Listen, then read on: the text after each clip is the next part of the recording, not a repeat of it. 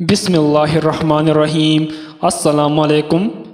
شیر شاہ سوری ہندوستان کا حکمران تھا۔ ایک دن اس کا بیٹا ہاتھی پر سوار بازار میں سے گزر رہا تھا کہ اس کی نظر ایک کھوٹے پر پڑی جہاں ایک عورت غسل کر رہی تھی۔ شہزادے نے ہاتھی کو روکا، شرارت سے اس عورت پر پھول پھینکا اور چل دیا۔ شام کو جب اس عورت کا خاوند جو کہ ایک غریب لکڑہارا تھا گھر آیا تو بیوی کو مغموم اور مضطرب پایا۔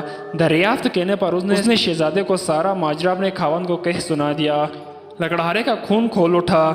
اگلی صبح بیوی کو ساتھ لیا اور شیر شاہ سوری کے دربار میں جا پہنچا، شکایت کی اور انصاف چاہا۔ بادشاہ نے فریاد سنی، شہزادے کو طلب کیا۔ استغفار پر شہزادے نے ندامت سے سر جھکا لیا، گویا کہ جرم کا اعتراف تھا۔ شیر شاہ سوری نے حکم دیا کہ شہزادے کو 200 کوڑے دربار میں اس عورت کے سامنے مارا جائے۔ یہ تھا عدل، یہ تھا انصاف۔ دوستو، اگر آپ لوگوں کو یہ کہانی پسند ہے پلیز میرے چینل کو سبسکرائب کریں اور ویڈیو کو لائک ضرور کریں۔ شکریہ۔